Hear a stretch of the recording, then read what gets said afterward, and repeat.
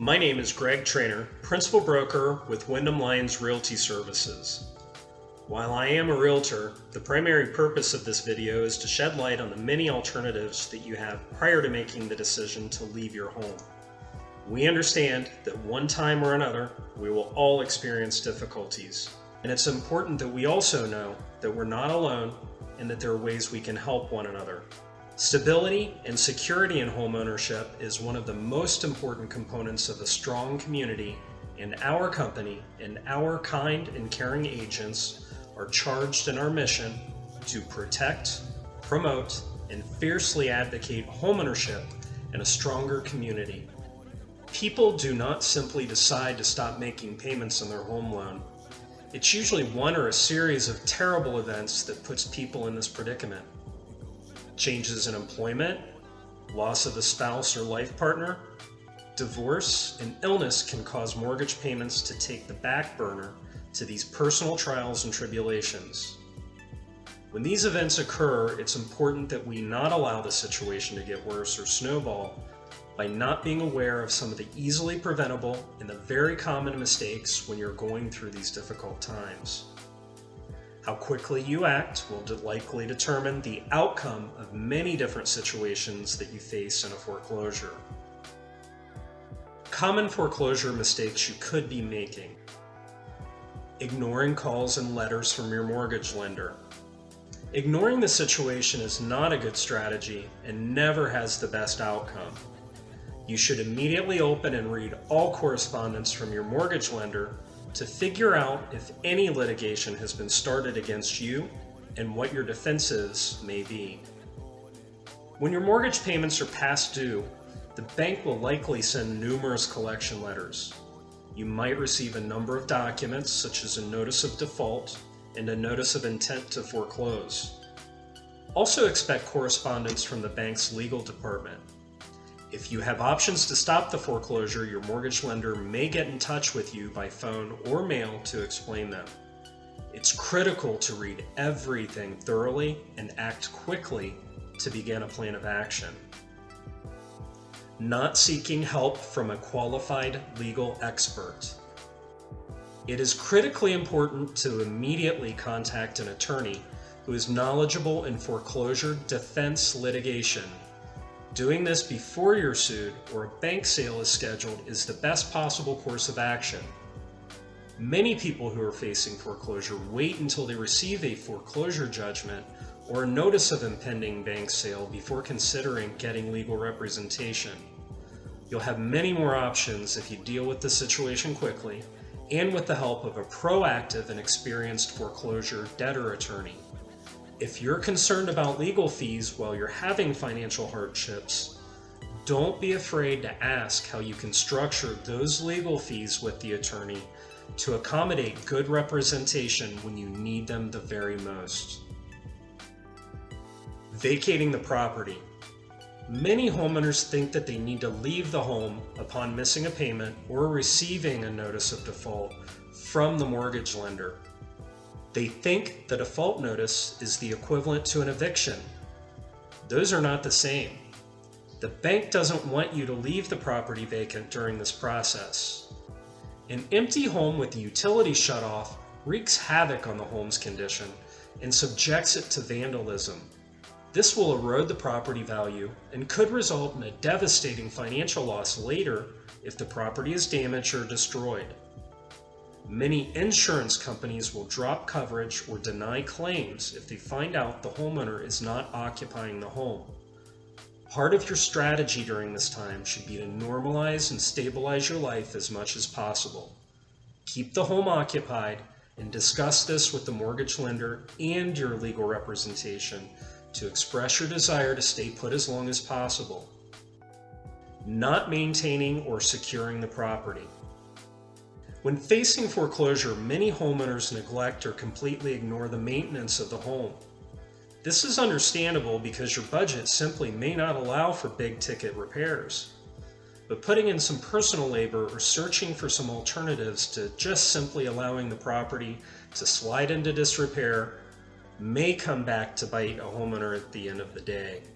The mortgage lender will likely send a representative to check on the condition of the home, check to see if it's still occupied, and can actually request an interior inspection of the home if they suspect that their collateral is in jeopardy. They may not be willing to negotiate further and expedite the legal proceedings to seize possession of the property if there are damages caused by turning off utilities, vacating, and not securing the property. Falling for foreclosure rescue schemes. There are many scammers who send letters or correspondence that make it appear that they're connected with your lender or the federal government. Despite providing official-looking documents and persuasive sales pitches, businesses that promise to stop foreclosure for a fee are typically scammers. Being a bit skeptical when such schemers get in touch with you can be beneficial in the long run. And do your diligence before you ever engage one of these companies. Depending on your lender to assist you. Although your lender may be able to assist you, don't depend solely on them. No law requires them to negotiate a loan modification with a homeowner. Often, a lender may create the impression that they would approve a loan modification only to deny the borrower's request later. Always have a plan B and don't expect the bank to do what's in the best interest for you. Not talking to an attorney about bankruptcy. Many people believe filing for bankruptcy relief is always the most negative and the nuclear option. While bankruptcy is rarely an enjoyable experience, it may enable you to keep your home and eventually regain financial stability. In most cases, declaring bankruptcy under Chapter 13 may give you time to keep up with your mortgage payments while you rebuild your financial stability. If you file for bankruptcy and the court approves a new payment plan that allows you to keep up with both your mortgage and other obligations, you may be able to avoid losing your home. Speaking with a qualified and expert attorney about how a bankruptcy filing works and how it may benefit you is a must when trying to get yourself back on track. Causing property damage. Some homeowners turn to intentionally damaging the property after learning their banks would be foreclosing on their home. We all understand how upsetting this situation may be, but despite how you feel, this is not the right thing to do. If the bank decides to report the vandalism, actions like tearing down walls, removing pipes, tearing out wiring, removing mechanical systems and fixtures, dumping cement down drains, etc., may have huge legal repercussions. In addition, these actions may increase the amount of money you owe in the case of a deficiency judgment after foreclosure. Dismissing the idea of a short sale. Both you and the lender would gain from avoiding foreclosure through a short sale. A short sale occurs when the sale price of the home is less than the outstanding balance owed under your mortgages and other liens. In a short sale, there's a process where you negotiate a settlement with those lien holders to accept an amount less, so it would allow for the sale of the property at the sales price that you've agreed. Although this may have an adverse effect on your credit, it won't be as bad as a foreclosure, and you'll avoid having a court order against you. It's important to discuss this with a real estate expert and attorney who can discuss the benefits and some pitfalls to look out for when seeking a short sale on your property. Not having a strategy. You may be trying to put off the foreclosure for as long as possible. This too is a serious error. You should prepare in advance, including looking for a new place to live and packing up your current residence. If you don't comply with move-out orders, when the sheriff requests, they may send a crew of people to remove your possessions. The situation will get much worse as a result of this. Avoiding a professional realtor's assistance for a prolonged period. Getting in contact with a professional realtor who is experienced and knowledgeable in foreclosures and short sale transactions can be the best first step. They can analyze the market value of your property, calculate and estimate how much equity you may still have in your home and the current environment, provide you with alternatives to simply walking away, strategies on how much equity you may still have in your home in the current market environment, and discuss timelines for each one of your options.